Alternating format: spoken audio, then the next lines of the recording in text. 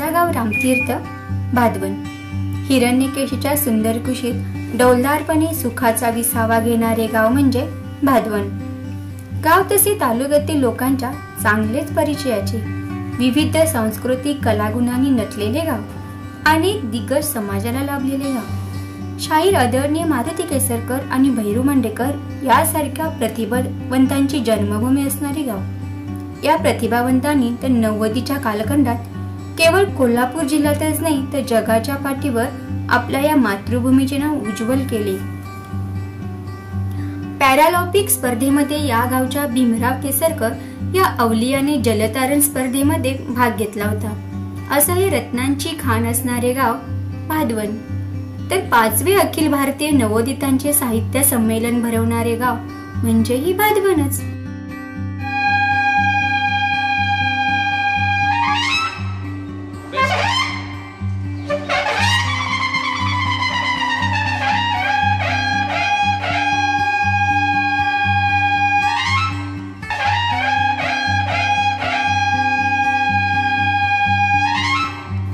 तर भारत मातेच्या रक्षणासाठी आपले वीरमरण स्वीकारणारे आणि गावचे नाव आपल्या आईवडिलांच्या नाव उज्ज्वल करणारे सखाराम शिवगण यांच्या नावाची गावाच्या सीमेवर ही वीरांची भूमी आहे अशी आठवण करून देणारी कमान.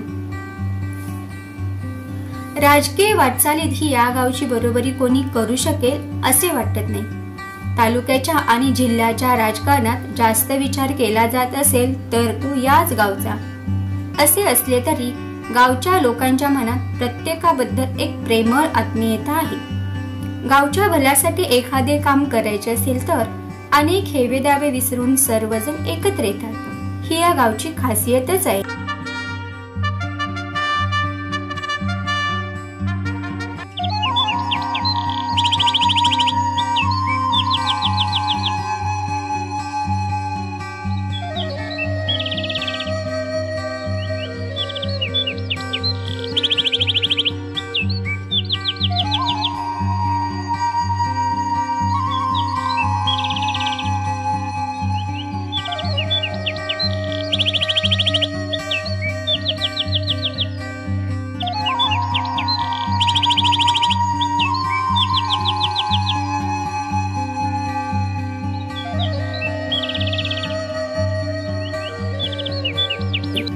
गणपती बाप्पाचा मांगल्याचा सण अगदी उत्साहात साजरा होतो. अनेक मंडळे व त्यांचे सांस्कृतिक देखावे केवळ पंचक्रोशीतच नाही तर तालुक्यातील लोकांनाही मंत्रमुग्ध करून सोडतात. संपूर्णपणे इको फ्रेंडली गणेशोत्सव साजरा करणारे व संपूर्ण कोल्हापूरमध्ये एक आदर्श निर्माण करणारे आयडियल मंडळ याच गावचे. रोज नवनवीन सांस्कृतिक कार्यक्रम होतात. झिम्मा फुगडी पासून नवीन ट्रेडनुसार अनेक खेळ होत असतात. इतकं मोठं गाव पण गणपती बाप्पाचा प्रसाद सगळ्या गावाला असतो. त्या दिवशी चूलबंद असते. माहेरी आलेल्या माहेरवाशिनी गावच्या सर्व महिला गुण्या गोविंदाने सहभागी असतात. एक सुंदर पर्वणी असते सर्वांना. भादवणचा राजा म्हणून प्रसिद्ध असलेला गणपती बाप्पा भक्तांच्या मनोकामना पूर्ण करण्यास नेहमी तत्पर असतो. तर बालगोपालांना घेऊन मंत्रमुग्ध करणारा केदारनाथचा गणपती सगळा गाव नटलेला असतो तो याच सणात. आनंद छोटा असो वा मोठा तो दिलखुलासपणे स्वीकारता आला पाहिजे अशा या गावची मी लेख.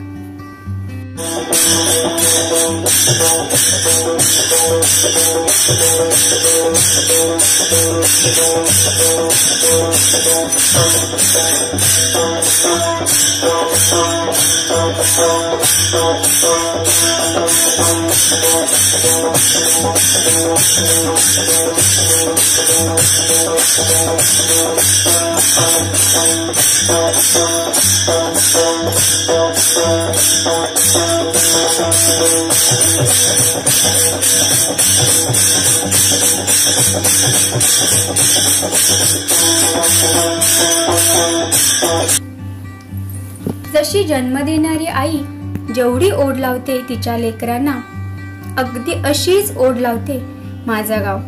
अजूनही गावात जाणाऱ्या एसटी सेवा विरळच. कधी कधी असे वाटते की लोक चंद्रावर राहायला गेले बोवा. पण या गावात अजूनही लाल परी काही नियमित सुरू नाही झाली. 2 ते 3 किलोमीटर चालत जाऊन एसटी पकडायची आणि मग आम्ही कॉलेजला आजरा गडिंग्लजला जायचो. आजही गावी जायचे असेल तर गावात जाणाऱ्या गाड्या किती वाजता आहेत हे आधी पाहावे लागते. सुगी चालू झाली की गावात पोट भरायला येणारे अनेक जण असतात. हेळवी, सुई, चाप, पिना विकणाऱ्या महिला, लाड लक्ष्मीचा खेळ खेळणारे लोक, असे अनेक लोक रोज गावात येतात. स्वतःचा उदरनिर्वाह करून घेतात. बरे, यांना कोणी गावच्या ज्येष्ठ लोकांनी विचारले, किती दिवस गावात मुक्काम आहे तुमचा? तर ते आपल्या तोंडावर एक गोड हसू आणून सांगतात, दादा तुमचं गाव लई मोठं, 1-2 दिवसात नाही व्हायचं मागून, 5-6 दिवस तर लागतील ना. मग किती प्रचंड विश्वास असतो त्यांना, कारण या गावच्या माय माऊली तेवढ्याच दिलदार आहेत. आपल्या ओंजळीने समोरच्याचेही पोट भरून देते. गावात प्राथमिक दवाखाना, खाजगी दवाखाने, मेडिकल असे परिपूर्ण आहे. प्राथमिक शाळा, हायस्कूल अशा शाळा आहेत. हायस्कूलची इमारत थोडी उंचावर आहे.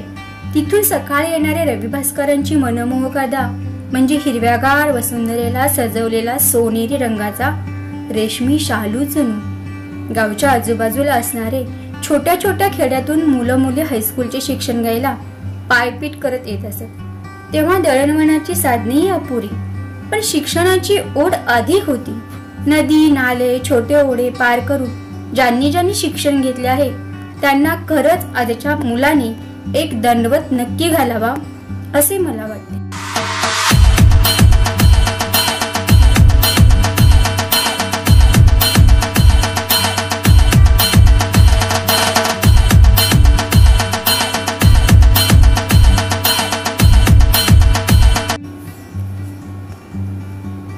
असं म्हणतात, भादवण म्हणजे भात जास्त पिकवणारे गाव. पण मी तर म्हणेन, हे तर भाग्यवंतांचे गाव. ग्रामदैवत आणि महालक्ष्मीची कृपा खूप आहे लोकांवर. विठुरायाच्या बाजूला कडेवर हात ठेवून समृद्धपणे उभी आहे स्वरूप सुंदर रखुमाई. हिचा अविरत वरदहस्त आहे तिच्या लेकरांवर. म्हणूनच की काय, इथे येणारा नोकरवर्ग परत कुठे बदली करून घेण्यास तयार नसतो. आजही अनेक लोक बाहेर गावावरून इथे स्थिर झालेत. मुंबई, पुणे अशा मेट्रो सिटीत राहणारे या गावचे लोक सुजलाम सुफलाम आहेत. हे ऋण आहेत या भादवण गावच्या मातीचे. अशी आख्यायिका आहे की जेव्हा हनुमानाने भूभाकार करून साऱ्या नगरीला त्रास दिला तेव्हा गावच्या रक्षणासाठी नागनाथ प्रकट झाले. त्या ठिकाणाला नागरभाव असेही म्हणतात. हे ठिकाण आजही आहे. तसेच प्राचीन काली पांडवांनी एका रात्रीत बांधलेले मंदिर ही गावची पुण्यभूमी करण्यात मोलाचे स्थान आहे. गावच्या बाहेर स्वयंभू असणारे भूतेश्वर मंदिर आहे. यांच्या पालखीचा पंचक्रोशीतून पहिला मान भादवणकरांनाच आहे. तर मध्यभागी गावची ग्रामदैवत मल्लिकार्जुन आहे.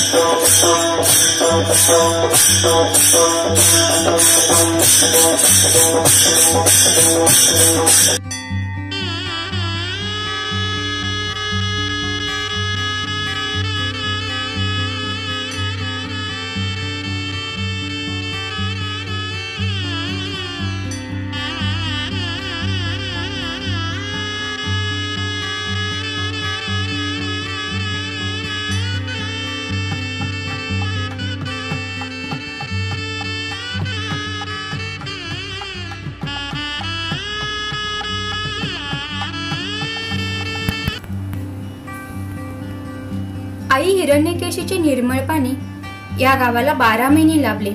हिरवीगार वनराई सजली, लोक समृद्ध झाली, 12 महिने पिकं घेऊ लागली. पण एक गोष्ट मात्र युवा वर्गाने हाती घेतली, ती म्हणजे ज्या हिरण्यकेशीला आपण आई म्हणतो तिला स्वच्छ नितळ ठेवण्याची जबाबदारी. गावातील गणपतीच्या काळात जे निर्माल्य होते ते नदीपात्रात टाकणे बंद केले. यामुळे अनेक आजार कमी झाले, लोकांच्या आरोग्याचा प्रश्न सुटला आणि त्या निर्माल्यातून पिकांसाठी खत तयार होऊ लागले. आहे नाही कौतुकाची दाद. आपण फक्त युवा वर्गाला वाया गेलेला वर्ग म्हणून हिणवतो.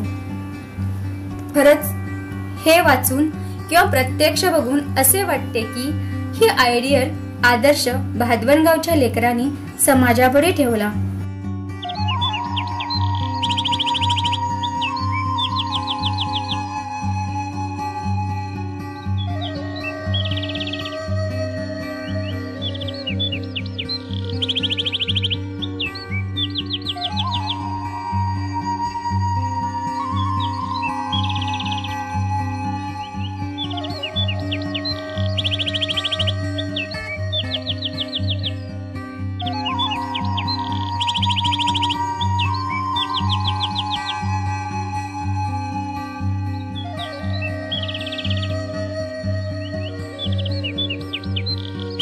भादवन गावाला सुंदर निसर्ग सौंदर्य लाभले असून गावात आणि गावाच्या आजूबाजूला मिळून 20 देवस्थाने आहेत आणि यांची कृपा गावकऱ्यांवर आहे.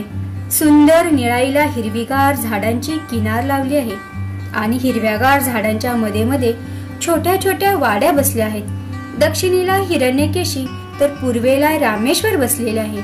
भादवनवाडी पेदरेवाडी नदी काठाला, खोराटवाडी रस्त्याला, जाधेवाडी कपारीला, हजगोळी कोवाड पठाराला तर मडिलगे रांगेला असा शोभनीय अलंकार निसर्गाने मुक्त हस्त बहाल केला आहे गावाला. गाव सोडून 16 वर्ष तरी झाली. आता कधी फक्त मे महिना किंवा गावची महालक्ष्मीची यात्रा ही पूर्ण शाकाहारी असते. हे तालुक्यातील एकमेव गाव असेल की इथे दरवर्षी यात्रा होत असते, तीही पुरणपोळीची.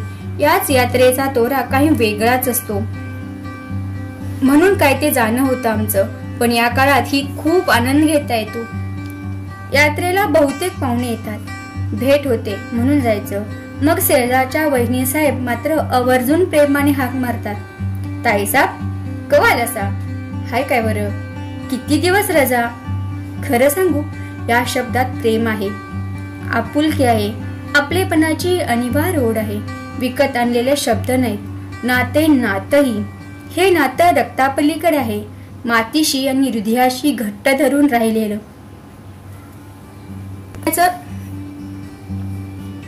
आणि मे महिन्याचं जाणं म्हणजे फक्त थकलेल्या मनाला, शरीराला थोडा आराम म्हणून जायचं.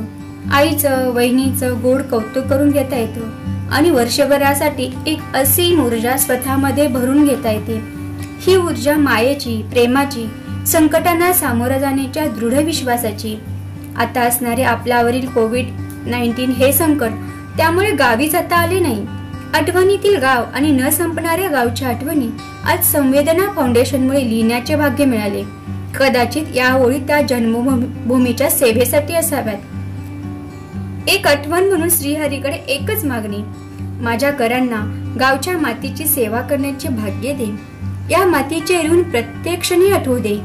जन्मदाती आणि जन्मभूमीच्या उपकारातून मी उतराई कधीच होऊ शकत नाही. एक झोका मिळू दे, गाव माझं पाहू दे. एक झोका मिळू दे, आईच्या कुशीत राहू दे.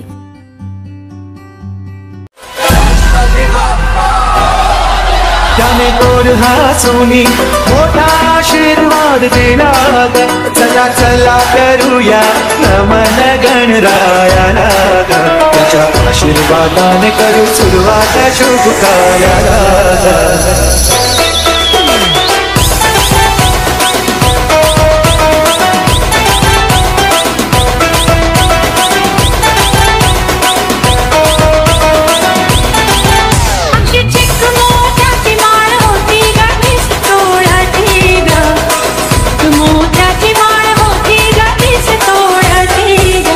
गणपतीचा गोंडा चौरंगी लाल बाबा. गणपतीचा गोंडा चौरंगी लाल बाबा.